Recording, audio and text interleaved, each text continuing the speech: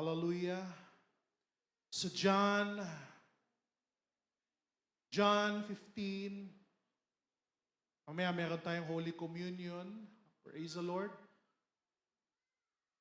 John 15 verse 1 to 8. Praise the Lord. Sabi ng salita ng Diyos, ako ang tunay na puno ng ubas. At ang aking ama ang tagapag-alaga.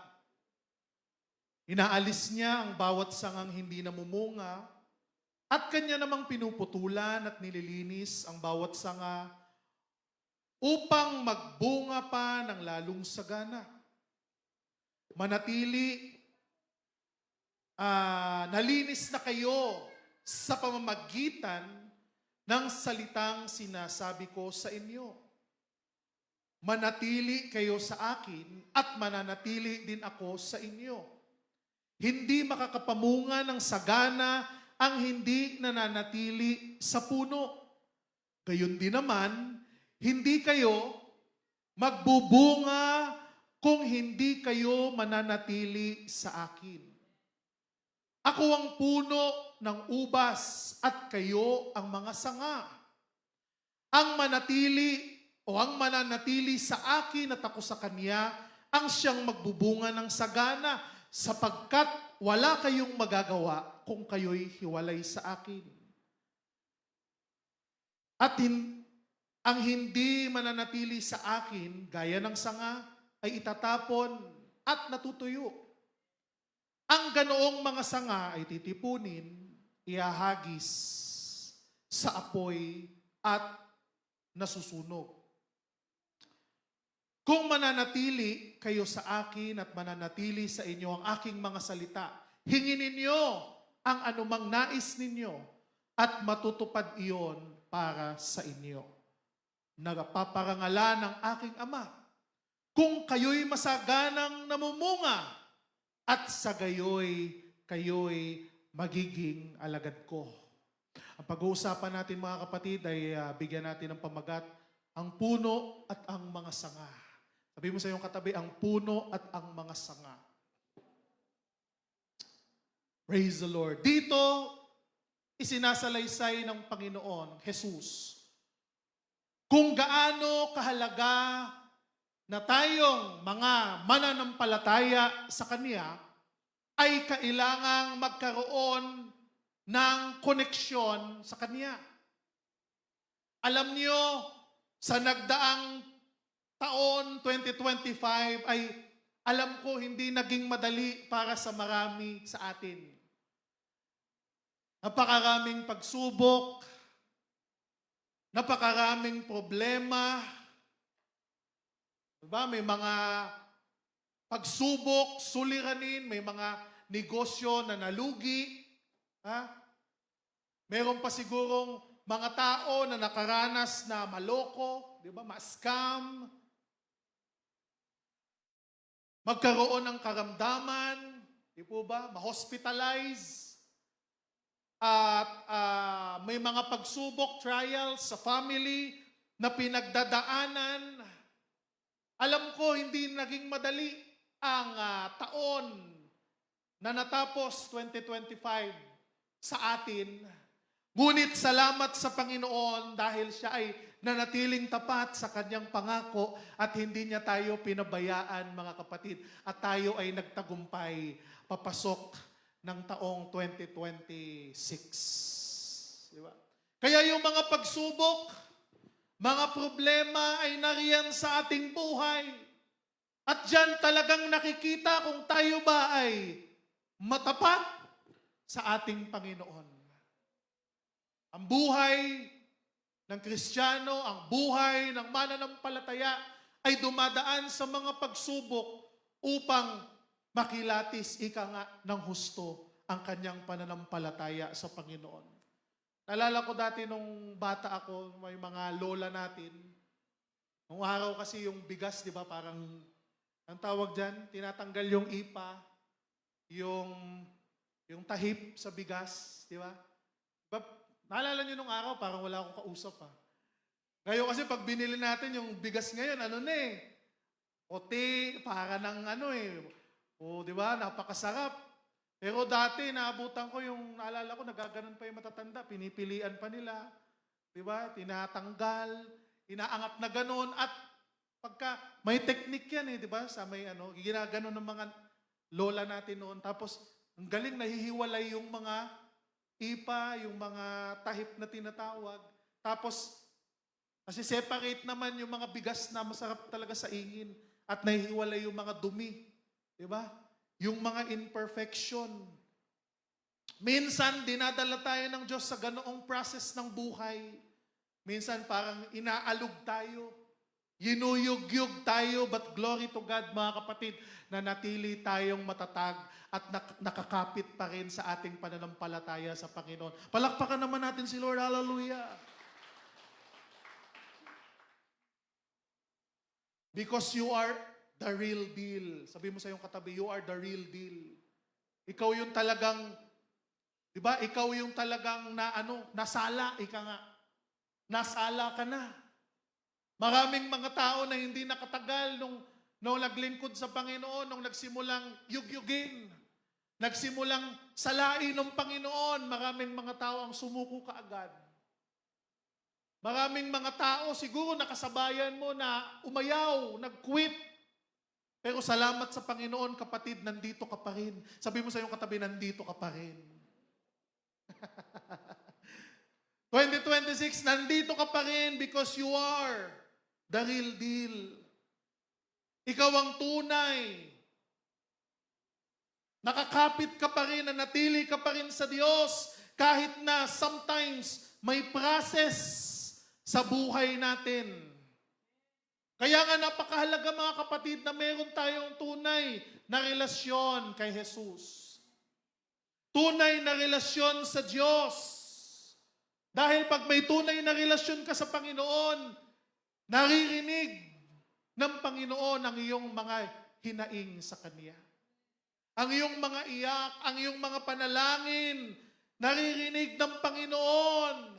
At yun ang naging dahilan. Tinugon ka ng Panginoon, kaya magpahanggang ngayon, narito ka pa rin, nakakapit ka pa rin ng matatag sa Panginoon, kahit maraming pagsubok.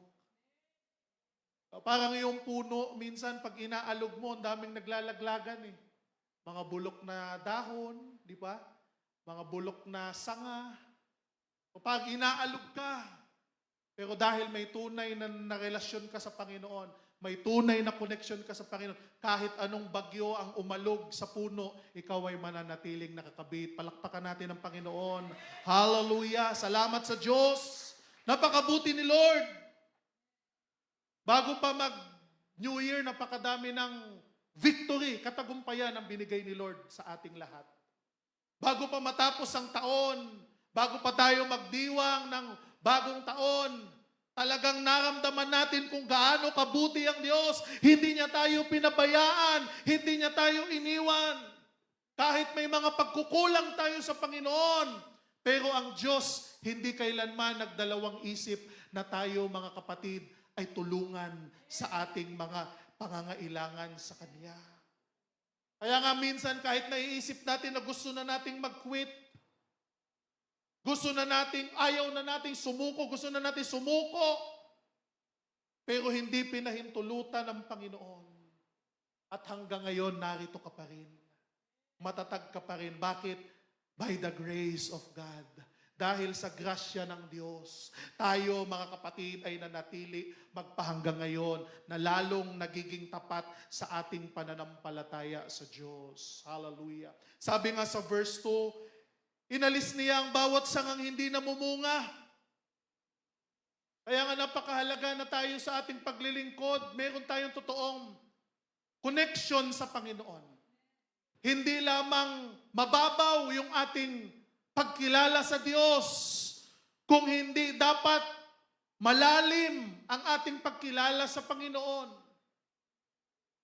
At sabi dito, at ang Kanya namang pinuputulan at nililinis ang bawat sangang namumunga upang lalong mamunga pa ng sagana. Hallelujah. Kaya nga habang ikaw ay malapit sa Panginoon, Hindi ka rin makakaiwas sa mga pagsubok, sa mga problema. Sinadya yun ng Panginoon, para ikaw ay lalo pang maging dalisay. Tinatanggal ng Diyos yung mga imperfection sa buhay mo. Yung mga bagay na hindi makakatulong sa iyong paglago. Yung mga connection, tinatanggal ni Lord na hindi makakatulong sa iyong pag-unlad bilang mananampalataya. Yung mga relasyon na makakasira sa iyong lakad sa Panginoon, tinatanggal ng Diyos dahil gusto niya na ikaw ay lalong maging mamunga, lalong maging magtagumpay. Hello? Huwag kang magtaka bakit may mga tao na nawala sa iyo. Bakit may mga oportunidad na sa palagay mong maganda at para sa iyo na hindi napunta sa iyo? Dahil alam ng Diyos na yung mga bagay na yon ay magiging dahilan upang ikaw ay lumayo sa Kanya. Kaya nililinis ng Panginoon, tinatanggal. Even relationship, even friendship na toxic. Nalulungkot tayo, nasasaktan tayo. Oo. Pero yun ay ginawa ng Panginoon para sa ating ikabubuti. Upang lalo tayong maging matatag. Upang lalo tayong umasa sa Kanya. Sometimes, may mga opportunity na nawala. Naaalala natin na kailangan pala natin lalong maging dependent sa Kanya. Kasi sometimes tayong mga tao, masyado na tayo nagiging dependent sa ating trabaho, sa ating negosyo,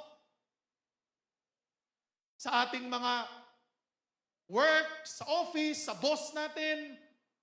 At nakakalimutan na natin magtiwala sa Panginoon, pero inaalis ni Lord. At naalala natin na hindi pala tayo dapat sa tao, sa institusyon nakadepende, kung hindi sa Diyos.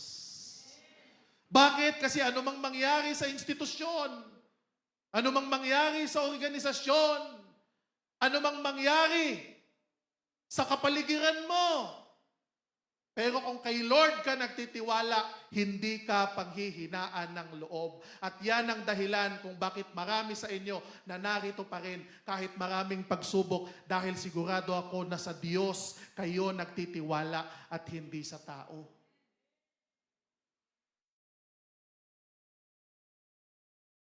Sabi ng verse 8, napaparangalan ng aking Ama.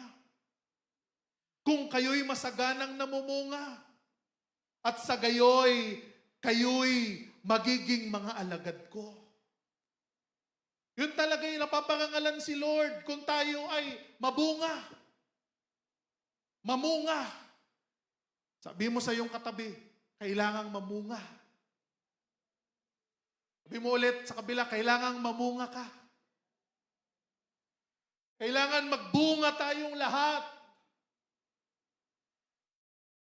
Kailangan lumago, kailangan mag-mature at magbunga ang ating paglilingkod sa Panginoon. Why?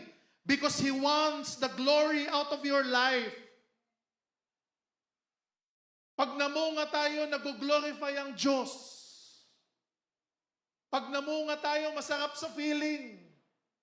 Napaparangalan ng Panginoon, nag-glorify ang Ama. At yun ang gusto ni Jesus na mangyari sa ating buhay. So ano yung tinatawag na bunga? May two categories or two types ng fruit. Number one is fruit of the Holy Spirit. Having you the character of God. Yung character ng Diyos ay makikita sa iyo. When somebody doesn't treat you right, paano ka mag-respond? Pag yung mga tao inaalipusta ka, minamaliit ka, sinisiraan ka, paano ka nag-respond? Diyan papasok yung fruit of the Holy Spirit. Sa Galatians 5, mababasa natin yan, no? Pag-ibig, ano nga yun? Kagalakan, kapayapaan, ano pa? Sige nga, yung mga nakakala, katyagaan. Hello, kabaitan, kabutihan, at self-control, pagpipigil sa sarili. Yan yung mga bunga na kahit may taong nakakainis, nakakaasar, pero makikita yung kapayapaan. Kahit binabash ka ng mga hater mo, meron kang peace. Hindi ka nagpapa-apekto kasi alam mo kung anong totoo. Alam mo yung mga pinaparatang nila sa'yo, hindi ikaw yun. Dahil bakit? May tunay ka na relasyon sa Panginoon. May kagalakan, may joy. Joy ay iba sa happiness. Kasi happiness is emotional. Pag may bago kang regalo, nagustuhan mo, masaya ka. Dahil sa situation, ang saya. Ha? Pagka nag-propose sa'yo yung fiancé mo, masaya ka kasi nag-propose. Woo! Dahil dun sa sitwasyon. Binigyan ka ng bagong kotse, napanalunan mo sa raffle. Woo! Saya kasi happy. Kasi sa situation. Pero ang joy iba. Bakit? Dahil ang joy kahit nasa kalagitnaan ng kahirapan, sa kalagitnaan ng pagdurusa, ng problema, ng pagsubok, meron ka pa ring joy. The joy of the Lord is our strength. Na ang mga born again, kahit may pagsubok, may problema, may joy, may pag-asa, may hope, na hindi kayang ibigay ng sanlibutan. Yung happiness, parang ano lang. Di ba? Kung ano yung nandyan. Pero yung joy, meron man o wala, masaya ka. Bakit? Kasi alam mong nandyan si Lord sa buhay mo. Lechon man o tuyo ang ulam. Pero in fairness, masarap yung tuyo ngayon, ha? Nung nag-New Year, sabi na, wala bang tuyo? Parang umay na sa karne. Di ba? Mula nung Pasko, 25 hanggang mag-New Year. Fairness, masarap yung tuyo. O kahit asin ng ulam, kahit oil, mantika o toyo na pinaghalo. Pero may joy dahil nandyan ang Panginoon sa ating buhay. Hallelujah! Kaya nga it demonstrated by your character on how you treat people that doesn't treat you right.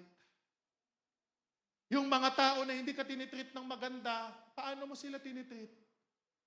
Kaya mo pa rin bang makipagkapwa-tao sa mga tao na hindi mo gusto? Kaya mo rin pa rin bang ipanalangin para mapabuti yung mga tao na nanakit sa'yo? It demonstrated by your walk or on how you respond to other people. Paano ka mag-respond? O mag-respond sa mga tao? Pag masama ang ginawa sa'yo, gagantihan mo ng masama. O gagantihan mo ng mabuti. There's also a fruit that demonstrated or exhibited in your life. Number 2, fruit of soul. Yung kanina, fruit of the Holy Spirit. 2 fruit ang sinasabi ng Bible. Pangalawa, fruit of souls who won to the kingdom of God. Kung namunga na tayo ng ang bunga ng Espiritu na tinasaad sa Galatia, verse 5, ngayon naman, ang pangalawang titingnan natin kung namunga na ba tayo ng kaluluwa, ng soul. Sa tinagal-tagal natin na naglilingkod sa Diyos, ilang kaluluwa ang nailapit natin sa Diyos? Ilang bisita ang na-invite natin sa church? Ilang mga tao ang na-follow up natin, na-mentor natin, na-disciple natin?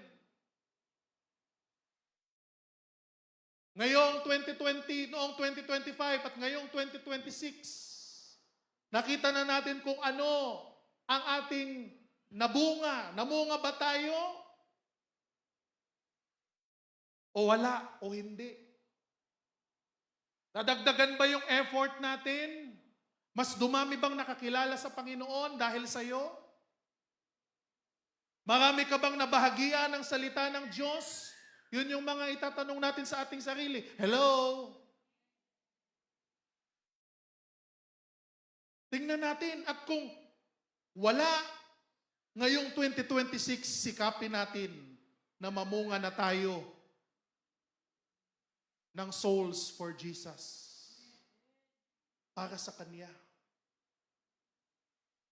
Ito yung ating misyon na mamunga tayo ng mga tao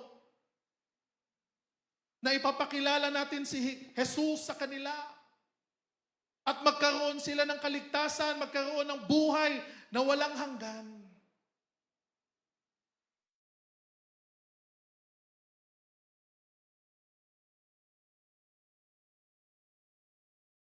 Kaya nga, kailangan sa buhay natin paano tayo mag-respond sa ating kapwa. Dahil maraming tao ang nabibless sa pamamagitan ng ating mga kilos, salita at gawa. Paano tayo sa eskwelahan, sa school, sa mga estudyante? Paano tayo kumilos? Nakikita ba si Kristo sa buhay natin? The way we act, the way we talk? Tayo sa office, paano ba tayo? Ano ang ating attitude? Mabibless ba ang Diyos sa ating trabaho? Yung mga katrabaho natin na nakakakita sa atin, mabibless ba? Mag-glorify ba ang Lord?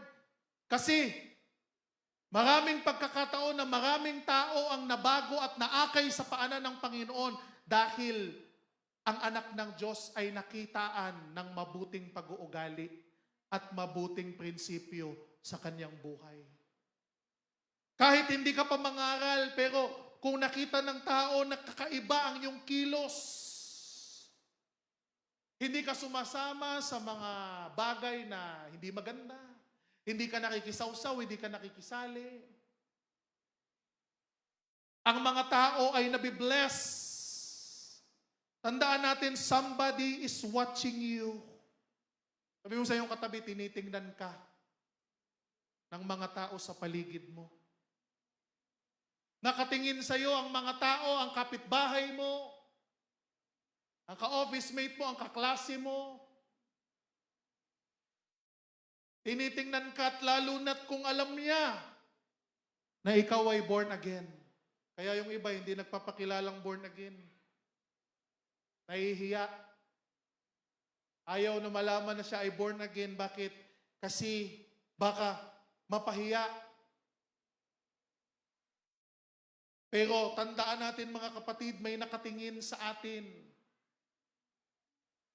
Somebody is observing you. Your behavior. Kaya kung ano man yung masamang behavior natin sa 2025, mga kapatid, iwan na natin yun doon. Amen? At ngayong 2026, sabihin natin, Lord, baguhin mo ko at bigyan mo ko ng pag-uugali na may kabanalan araw-araw sa aking buhay. Yun yung ating New Year's resolution. Na kung ano man yung pangit nating ugali, iwan na natin sa 2025. Ha? Kung ano man yung masama nating nakagawian, kung ano man yung masama natin na kinahihiligan, iwan na natin. At ngayong 2026, salubungin natin ng bagong buhay, bagong pag-asa, at bagong simula na may malakas na pananalig at paninindigan sa tama. Sabi ng verse 3, nilinis na kayo sa pamamagitan ng salitang sinasabi ko sa inyo. Sabi ni Jesus, nilinis ko na kayo. Binago ko na kayo. Totoo nga, nung na-encounter natin ng Lord, binago niya tayo. unti-unti, hindi man mabilisan, pero binago tayo ng Diyos. Amen ba?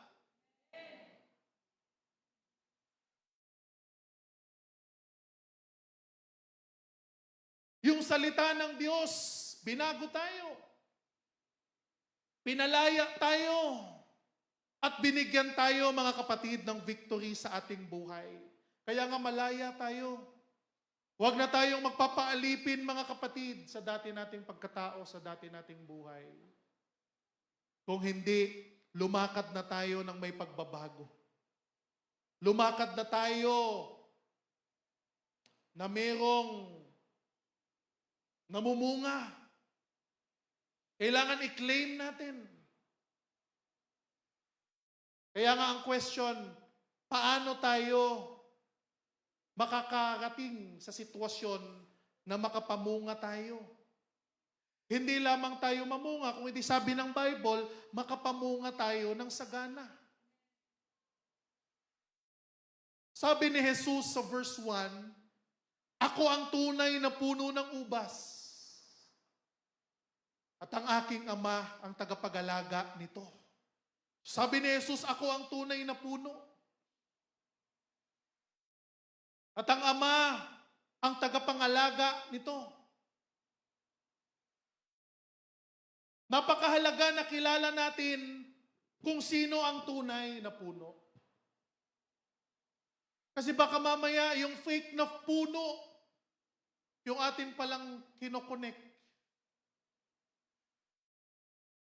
Kasi marami ding nagpapanggap, marami ding tumutubo na kunwari, puno ng ubas.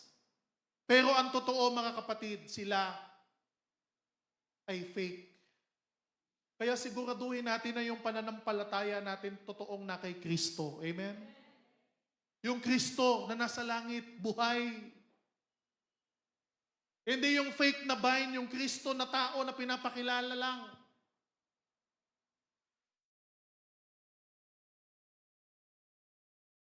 Yung Kristo na mali, di ba? Yung iba, nakapako pa rin hanggang ngayon. Hindi, yung Kristo na pinaglilingkuran natin, hindi na nakapako.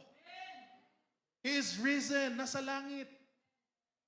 Kaya nga, paglingkuran natin siya in spirit and in truth, sabi ng John. Di ba? Worship Him in spirit and in truth. Hindi natin kailangan ng idols, hindi natin kailangan ng image. Kasi yung Diyos natin hindi na nakapako. Hindi na mukhang kawawa doon na lupaypay, na walang magawa.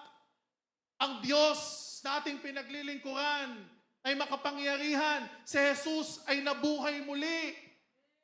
At ngayon, nasa langit. At sabi niya, babalik ako at kukunin ko kayo. Palakpakan natin. Sino naghihintay sa pagbabalik ni Jesus?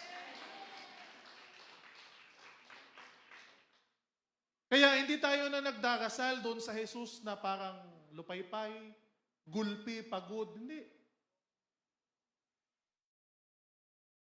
Yun yung dati na tayo, iwan na natin yun. Kaya sabi ni Jesus, ako ang tunay na puno ng ubas, dapat ma-discover, dapat makita mo yung totoo. Para ikaw ay totoong mamunga. Hindi ka sunod-sunuran lang. Kahit masikip, kahit mainit, nandun ka, nakikipagbalyahan ka kasi gusto mong may panata ka. Hanggang yung iba inaatake na mamatay. Nagugulungan ng maputol pa yung paa. Hindi yun.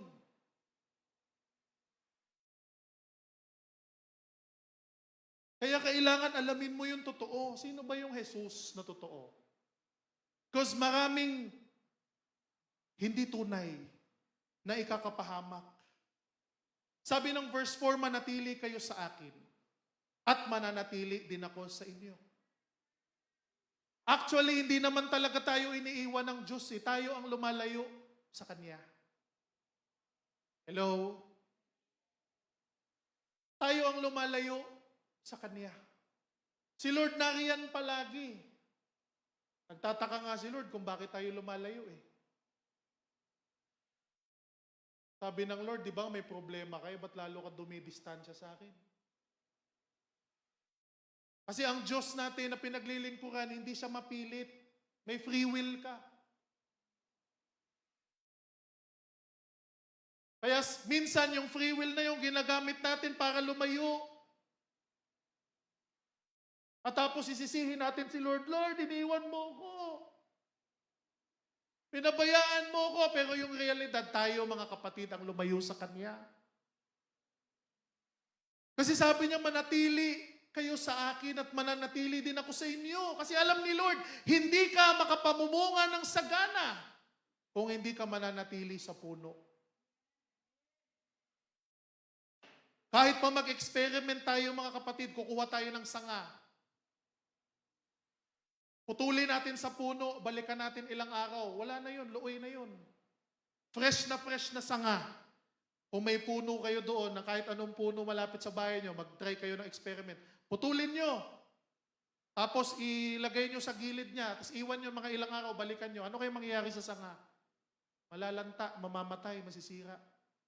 Bakit? Hindi na siya nakakabit sa source. Wala nang nutrients. Sabi ni Lord, ganyan ang mangyayari sa spiritual life ng isang believer. Kung wala na siyang connection sa Panginoon. Kung wala na siyang prayer. Kung wala na siyang pagbabasa ng Bible. Kung wala na siyang naririnig na salita na Word of God. Kung hindi na siya marunong mag-worship sa Panginoon. Putol, tuyo.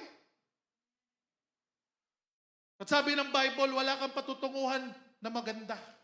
Hindi ka magbubunga ng sagana. Kaya sabi ni Lord, manatili kayo sa akin at mananatili din ako sa inyo.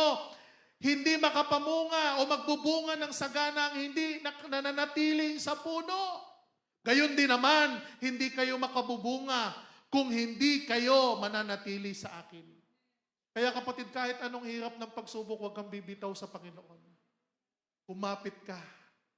Dahil sa Kanya lamang may katugunan, sa Kanya lamang may kaligtasan, sa Kanya lamang natin matatagpuan ang tagumpay sa ating buhay. Palakpakan natin ang Panginoon. Hallelujah! Hallelujah!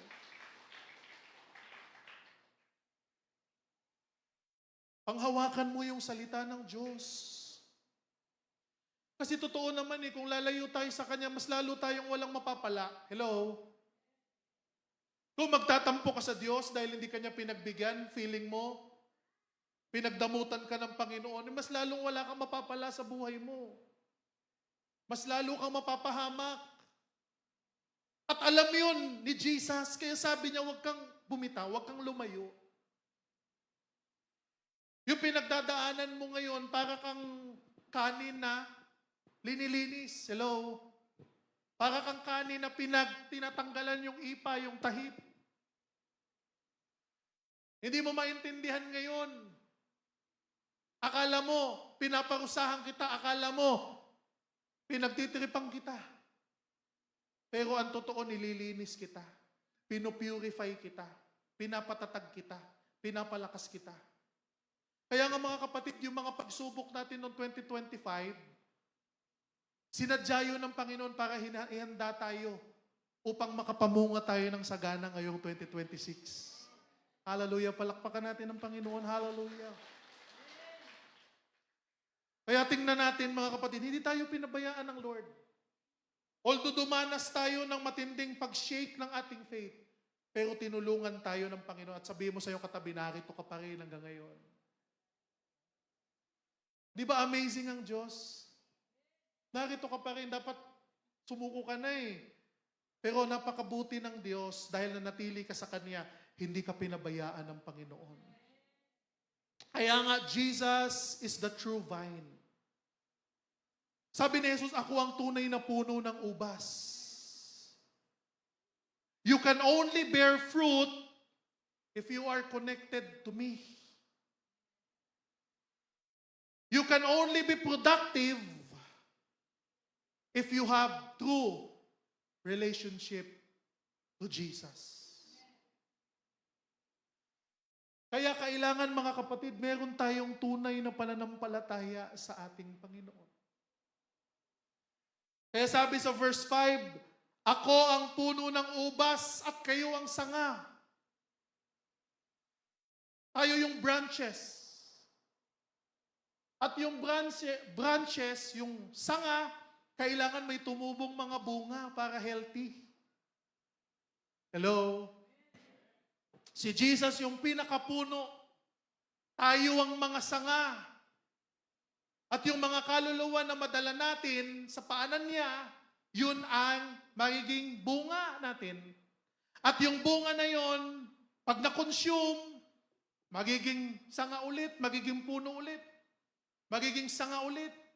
At dadami ng dadami ang mga tao na maglilingkod sa Panginoon. At walang tigil. Magmumultiply. At ganun talaga ang ginagawa ng mga gardener.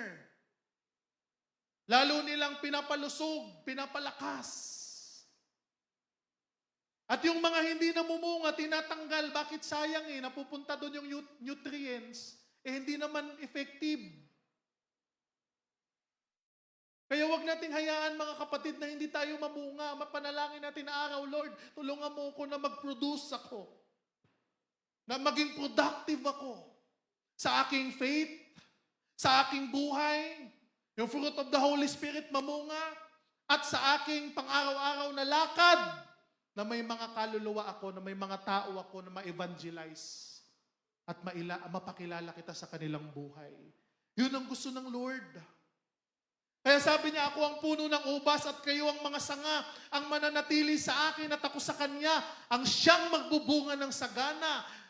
Tingnan natin ito, sapagkat wala kayong magagawa kung kayo'y hiwalay sa akin. Verse 5. Sabi ng Panginoon, wala tayong magagawa kung wala ang Diyos sa buhay natin.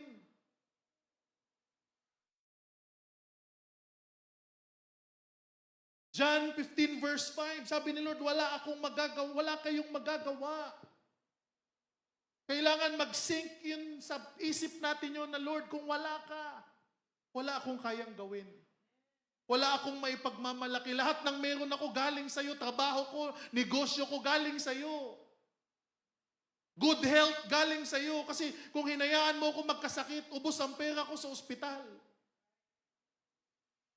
Kung hindi ka faithful sa iyong pangako, kung hindi mo ako binago, hinayaan mo ako malulong sa bisyo, sa sugal, masisira ang pamilya ko.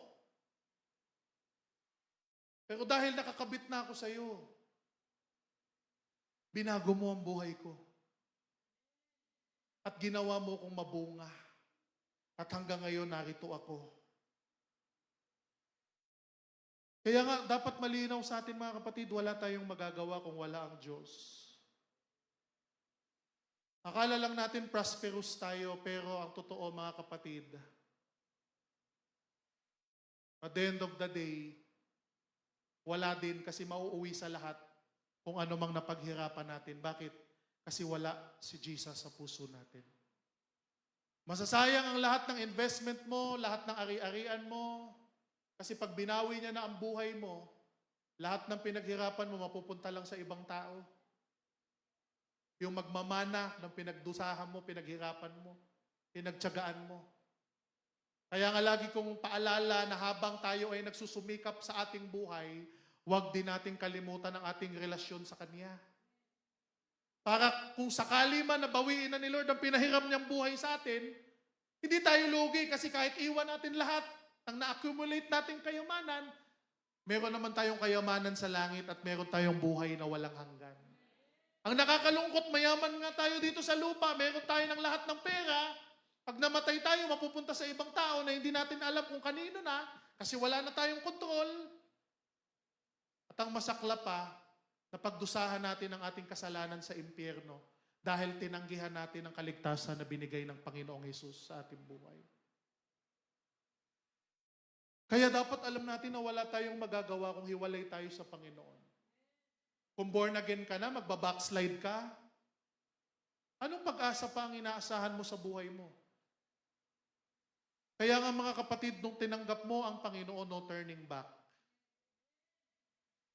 Siguro, May mga kahinaan ka na kailangan mo pang isuko sa Panginoon, pero ang tatandaan mo, huwag kang bibitaw sa Diyos. Kasi lalo kang hindi magbabago kung bibitaw ka sa Kanya. Kaya sabi ng verse 4, manatili kayo sa akin at mananatili din ako sa inyo. Hindi magbubunga ng sagana o hindi magbubunga ang sangang hindi nananatili sa puno. Gayon din naman, hindi kayo magbubunga kung kayo'y hindi mananatili sa akin. Napakaliwanag po mga kapatid. Kailangan yung relasyon natin sa Panginoon consistent. Yung commitment natin sa Panginoon consistent. Hindi pa putol-putol lang. Hindi kapag feeling mo lang mag-church, saka ka lang mag-church. Kung feeling mo lang mag-pray, saka ka lang mag-pray. Kung feeling mo lang magbasa ka ng Bible, saka mo lang magbabasa ng Bible. Ang daming guilty sa atin eh. Hello? Kailangan, sabi ni Lord, manatili ka. Consistent. Yung faithfulness mo sa Panginoon, consistent.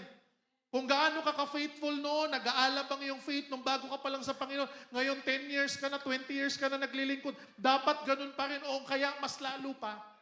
Mas hihigitan mo pa kung paano ka naging faithful last year. Ngayon 2026, higitan mo pa yung iyong faithfulness sa Panginoon. Hello?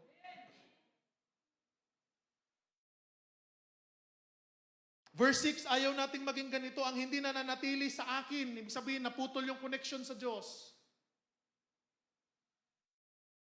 Sabi ko hindi si Lord ang nagtatanggal sa inyo o sa mga taong to na tinutukoy niya. Kung hindi sila mismo ang umaalis sa Diyos. Hello? Oo, tama, walang makakapaghiwalay sa iyo sa pag-ibig ng Diyos. Tama yon.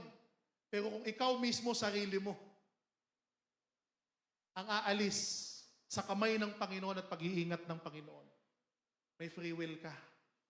Hello? Tama, hindi ka walang makakaiwalay sa iyo, kamatayan man, kahirapan man, o kahit ang kaaway, hindi ka kayang ialis sa kamay ng Lord. Pero hindi sinabi doon na yung sarili mo pag umalis ka mismo. Kaya sabi dito, ang hindi mananatili sa akin, gaya ng sanga, itatapon at matutuyo. Ang ganoong mga sanga, ititipunin at ihagi sa apoy na nasusunog. In other words, spiritually disconnected sa Lord. Hopeless. Wala ng pag-asa. At yun ang ayaw natin mangyari sa ating buhay, mga kapatid. Kaya kahit ano pang dinadanas mo sa buhay mo ngayon, manatili kang kumapit sa Panginoon. Manatili kang magtiwala sa Diyos. Huwag na huwag kang bibitaw. Huwag na huwag kang susuko, kapatid. Sabi ni Lord, hindi niya tayo bibigyan ng pagsubok na hindi natin kayang lagpasan. Kaya kung pinigay sa iyo ng Panginoon, merong gustong ituro si Lord, merong gustong patunayan si Lord, at pag nangyari na yan sa buhay mo, tutulungan ka ng Diyos upang ikaw ay magtagumpay sa anumang pagsubok na iyong dinaranas. At sabi ng Panginoon, verse 7, kung mananatili kayo sa akin at mananatili sa inyo ang aking mga salita. Ano sabi ni Lord? Hingin ninyo. Sabi mo sa iyong katabi, hingin mo. Hingin ninyo ang anumang nais ninyo at matutupad para sa inyo. Hallelujah. Napakabuti ng Diyos. Kung mananatili tayo sa Panginoon, may naghihintay talaga sa atin na pagpapala. Kung mananatili tayong faithful, katulad ng nangyari kay Job, katulad ng nangyari kay Joseph, kahit may mga pagsubok, hindi nila naiintindihan, hindi nila maunawaan, pero nanatili silang nakakapit sa Panginoon. Anong nangyari sa buhay nila? Ang buhay nila ay tunay na pinagpala ng Panginoon. Binalik kung ano man yung nawala, dinoble pa, triniple pa, at higit sa lahat, ang kanilang buhay, ang kanilang story ay naging isang pundasyon na ang mga new generation ngayon na nananalig, nananampalataya sa Panginoon, ay pag nanatiling tapat sa Panginoon, darating ang pagpapala at sila ay ibibless ng Panginoon at sila ay pagtatagumpayin ng Panginoon upang makita ng mundo kung ano ang naghihintay na pagpapala sa mga taong tapat na umaasa at naglilingkod sa Diyos. Kaya mga kapatid, yung suffering natin, hindi tayo lugi. Hindi tayo lugi. Kasi mayroon talagang kapalit na pagpapala sa mga bawat pagsubok. No? Hindi naman siguro papayag ang Diyos na naghirap ka. Nagdusa ka sa pagsubok tapos ganun-ganun lang. The more na mabigat ang pagsubok, asahan mo pag nagtagumpay ka dyan, the more na mas malaki ang blessing na nag-aantay sa iyo. Kaya yung mga pagsubok natin noong 2025, mga kapatid, hinanda lang tayo noon para sa mga pagpapala na nag-aabang sa atin ngayong 2026. I-claim mo sa Panginoon. Sabi mo, Lord, I claim it in Jesus' name. Palakpakan natin si Lord. Hallelujah! Inilikod tayong lahat ay tumayo. I-claim mo sa Panginoon. Lord, I claim it. Hawakan mo ang salita ng Panginoon. Hawakan mo ang pangako niya. At siguraduhin mo na may connection ka sa Panginoon. Ngayong 2026, kung wala ka pang connection, relasyon, huwag mo na sayangin ang pagkakataon. Yung blessing nandyan lang, naghahantay lang kung kailan ka kakapit sa Kanya. Ngayon 2026, kung hindi mo pa tinanggap si Jesus, tanggapin mo na siya. Bilang yung Panginoon na tagapagligtas. At I promise you, hindi ka magsisisi. Your life will never be the same again. Yung buhay mo, hindi na katulad dati. Parang walang direksyon, walang mangyayaring maganda. Kung tatanggapin mo si Jesus at paglilingkuran mo siya ng tapat at buong puso, ipinapangako ko, ginagarantiya ko sa iyo na ang buhay mo ay babaguhin niya at bibigyan ka niya ng bagong pag-asa. Pasalamatan natin ang Diyos, mga kapatid. Hallelujah! Panginoon, salamat, Lord, sa kabutihan mo sa buhay namin, Lord. Panginoon, hindi mo kami iniwan. Sa mga pagsubok na dumaan sa aming buhay, O Lord, na natili kang tapat. Tunay ang iyong salita. Lord, napakaraming mabibigat na pagsubok ang naranasan ng iyong mga anak, Lord. Karamdaman, hallelujah. Even near-death experience, Lord. But, Panginoon, you never fail us, Lord. Pinatunayan mo lang muli sa amin, Lord, ang iyong himala at ang iyong kabutihan. At alam namin, Lord, lahat ng pagsubok, Panginoon, ay hinihanda kami para sa darating na taon na ito, na kami ay lalong maging mabunga sa iyo, Lord. Lord, we pray, tulungan mo kami na mamunga pa, O God. Hallelujah! Mamunga kami, Lord. Ng mga kaluluwa ng mga tao na maakay namin, Lord, sa iyong paanan. Gamitin mo ang ministeryong ito. Gamitin mo, Lord, ang iyong mga anak na narito, maging ang mga kasama namin online, Lord. Na lahat kami na nakakarinig ng panalangin na ito ay mamunga, Lord, for your glory and honor. Dahil alam namin, Lord, yun ang purpose ng buhay namin. Kung hindi namin nagagawa yung purpose na yun, Lord, walang kwenta, walang saysay. Ang buhay na ito. Kaya, Lord, ito yung aming desire, yung prayer, na mamunga kami, Lord. Yung Holy Spirit, mamunga kami ng kabanalan, mamunga kami ng mga spiritual na bagay, at mamunga kami, Lord, ng mga kaluluwa na makakilala sa iyo, Lord, ng mga tao na babaguhin mo at gusto mo, Panginoon, na maging instrument kaming lahat, Lord, para mag-glorify ka sa aming buhay. Lord, salamat na itong 2026, Lord, ay mas lalong maging mabunga kami sa mga nagdaang taon.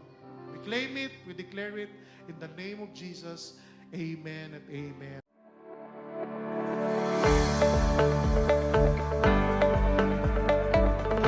Nabuhay ang ating Panginoong Jesus. Hindi patay ang Diyos na ating sinasamba. Buhay na buhay ang Diyos. Jesus is alive! Come and join us every Sunday 9 in the morning, live on Facebook, as we continue to worship the Lord Jesus and experience His unfailing love to us.